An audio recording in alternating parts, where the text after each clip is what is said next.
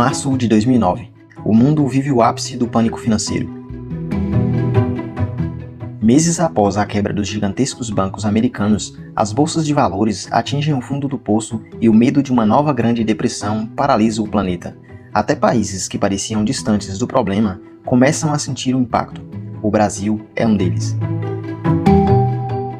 É nesse clima de incerteza que o presidente Luiz Inácio Lula da Silva sobe ao palco e faz uma promessa que para muita gente parecia completamente fora da realidade: construir do zero 1 milhão de casas para as famílias mais pobres do país.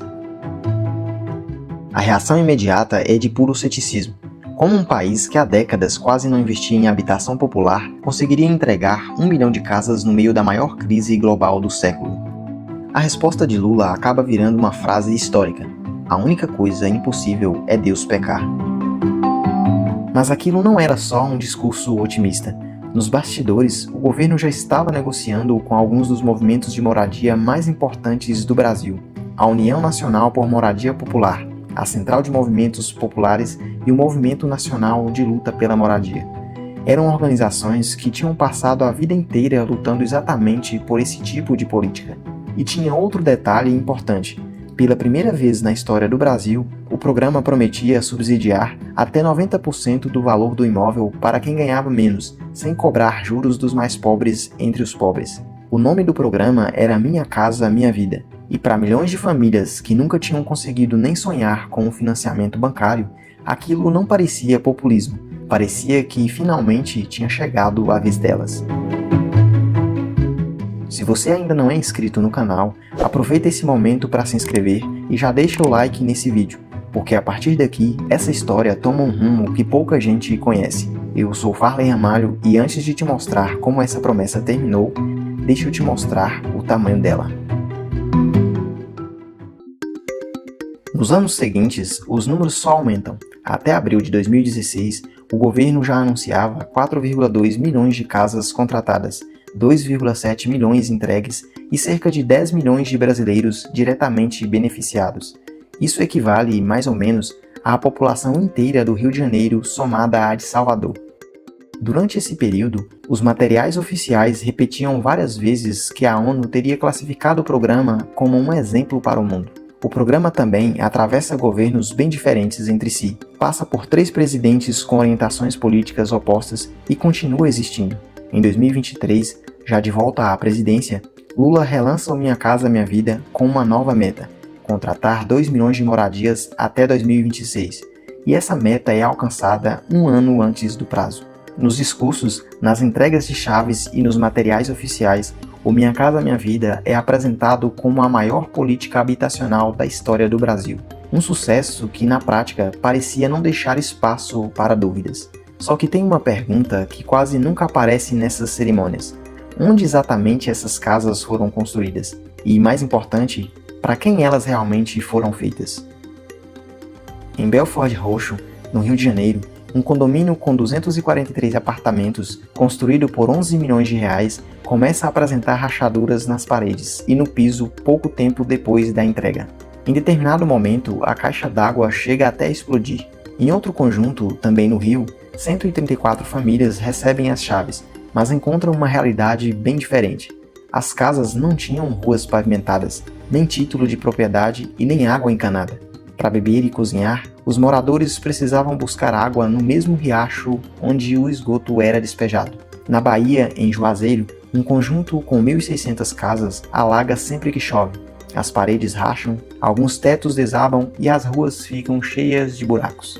Já no Paraná, a Justiça Federal condena a Caixa Econômica a indenizar uma moradora porque a casa que ela tinha comprado havia pouco tempo começou a apresentar infiltrações, rachaduras e mofo, criando um risco real de acidente. Vistos separadamente, esses casos poderiam parecer exceções, uma obra mal feita, um problema pontual ou até azar. Mas essa impressão muda quando alguém começa a juntar todos eles. Entre 2014 e 2024, o Tribunal de Contas da União, que é o órgão responsável por fiscalizar como o dinheiro público é gasto no Brasil, audita o programa pelo menos 5 vezes, e em todas elas encontra praticamente os mesmos problemas: Os conjuntos habitacionais muitas vezes eram construídos longe de escolas, sem posto de saúde por perto, com transporte público precário e em regiões periféricas, completamente afastadas do restante da cidade. Em uma auditoria internacional feita junto com outros 8 países da América Latina, o TCU chega a uma conclusão que parece até absurda. De todos os serviços de infraestrutura urbana avaliados, o único que estava garantido em praticamente todos os empreendimentos era a coleta de lixo. Em 2016, uma investigação da Rede Globo, exibida em rede nacional, também encontrou falhas de construção em 56% dos imóveis analisados. Mas existe um dado que atinge diretamente a principal promessa do programa. Um estudo acadêmico sobre a primeira fase do Minha Casa Minha Vida, justamente a etapa criada para atender quem ganhava até 3 salários mínimos, concluiu que essa faixa de renda, que representa cerca de 80% do déficit habitacional do Brasil, recebeu apenas 5,5% de toda a produção habitacional do período. Só 5,5% em um programa que dizia existir justamente para atender esse público. E mesmo quem conseguiu entrar no programa acabou assumindo um compromisso pesado: financiamentos de até 35 anos com juros de até 10,5% ao ano. Entre os beneficiários mais pobres, a inadimplência, ou seja, o atraso nas parcelas que pode levar à perda do imóvel, chega em alguns levantamentos a ser 8 vezes maior do que entre os beneficiários de renda mais alta. É aí que o nome do programa começa a parecer estranho, porque para uma parcela enorme dos brasileiros, o Minha Casa Minha Vida acabou virando na prática Minha Casa Minha Dívida. 35 anos pagando por uma casa que, segundo os próprios números do governo, quase nunca chegou a quem mais precisava. E se você acha que esse é o pior momento dessa história, ainda tem mais. Em 2020, o governo Jair Bolsonaro muda o nome do programa para Casa Verde e Amarela. Só que a principal mudança não estava no nome. A faixa 1, que atendia justamente a população de menor renda, com subsídio de até 90% e sem cobrança de juros, é extinta. No ano seguinte, em 2021, um veto no orçamento praticamente elimina os recursos destinados a essas famílias. Restam apenas 27 milhões de reais, quando seriam necessários 1,37 bilhões de reais. Como consequência, 200 mil moradias ficam com as obras paradas.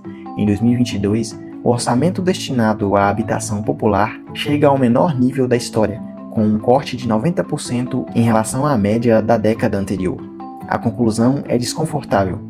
A parte do programa criada para atender os mais pobres sempre foi, historicamente, a mais fácil de ser cortada quando muda o cenário político. E isso acontece mesmo enquanto o restante do programa continua sendo apresentado como um grande sucesso. Mas talvez o detalhe mais incômodo de toda essa história seja outro. Nada disso era imprevisível. Em 2009, no mesmo mês em que o programa foi lançado, 2 das urbanistas mais respeitadas do Brasil já alertavam publicamente para exatamente esses problemas. Hermínia Maricato, professora da USP e uma das responsáveis pela criação do próprio Ministério das Cidades, dizia que o programa não estava sendo desenhado para atender corretamente quem mais precisava. Na mesma época, Raquel Ronick, que era relatora especial da ONU para o direito à moradia, alertava que construir moradias em terrenos baratos e afastados dos centros urbanos acabaria aumentando em vez de reduzir a segregação nas cidades brasileiras. 15 anos depois, o próprio TCU chegaria às mesmas conclusões por meio de auditorias e dados oficiais. Então a pergunta deixa de ser como ninguém percebeu isso. A pergunta passa a ser outra. Se esses riscos já eram conhecidos desde o começo, por que ninguém mudou a direção do programa? A resposta para tudo isso começa antes mesmo de 2009. O Minha Casa Minha Vida nunca foi pensado apenas como uma política de moradia. Desde o início, ele também fazia parte da resposta do governo à crise econômica. A ideia era cumprir 2 objetivos ao mesmo tempo: dar moradia para famílias de baixa renda e, de quebra, gerar empregos e aquecer a construção civil. No papel, essas 2 coisas pareciam andar juntas, mas na prática, sempre que surgia um conflito entre o interesse social e o interesse econômico, como decidir onde construir, para quem vender ou qual padrão de qualidade exigir, quem acabava ficando em segundo plano era justamente o objetivo social. O motivo não é difícil de entender. Terrenos baratos normalmente ficam longe dos grandes centros, e construtoras que buscam lucro, sob uma fiscalização que historicamente sempre foi fraca, acabam escolhendo esses terrenos.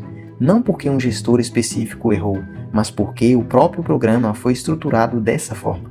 Era dinheiro público financiando obras executadas por empresas privadas, com metas de produção em larga escala e sem um controle capaz de impedir que os mesmos problemas continuassem aparecendo.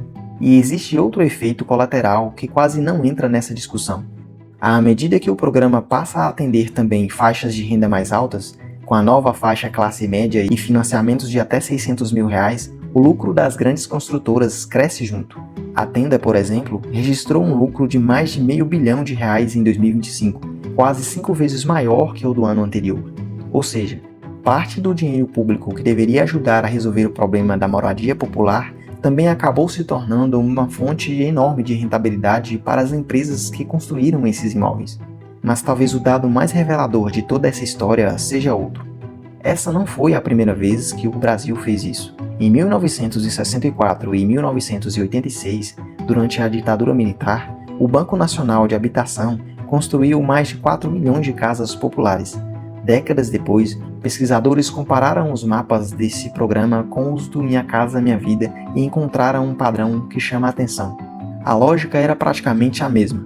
Quem tinha menos dinheiro acabava morando mais longe dos centros urbanos.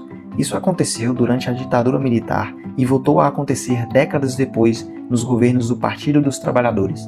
Regimes politicamente opostos, separados por quase 60 anos, mas repetindo o mesmo modelo. Então, afinal, isso foi uma fraude? Foi má-fé de algum governo específico? Pelas evidências, a resposta é não. Milhões de famílias realmente conseguiram sair do aluguel ou da coabitação forçada graças ao programa. Isso aconteceu de fato e está documentado. O problema é que a conclusão acaba sendo até mais desconfortável do que uma simples acusação de corrupção, porque não existe um único vilão para apontar. O que aparece é um problema de modelo. Há cerca de 60 anos, governos de diferentes orientações ideológicas vêm tentando reduzir o déficit habitacional da mesma forma, usando dinheiro público, mas deixando a execução nas mãos do mercado. E repetidamente o resultado é parecido: moradias distantes dos centros, com problemas de infraestrutura e um custo financeiro maior do que a promessa fazia parecer. Ou seja, o Brasil não caiu 2 vezes no mesmo erro por acaso. Tudo indica que ele continua repetindo um modelo que até hoje nunca resolveu esse problema da forma que prometia. Por isso, da próxima vez que qualquer político de qualquer partido anunciar com orgulho que entregou X milhões de casas, talvez valha a pena fazer 2 perguntas antes de aplaudir. Essas casas foram construídas onde? E para quem exatamente? Porque no Brasil, a distância entre entregar casas e oferecer uma moradia realmente digna já tem pelo menos 60 anos de história. E para milhões de famílias que assinaram aquele contrato em 2009 acreditando que estavam realizando o sonho da casa própria, o que ficou na prática foi outra realidade. Minha casa, minha dívida.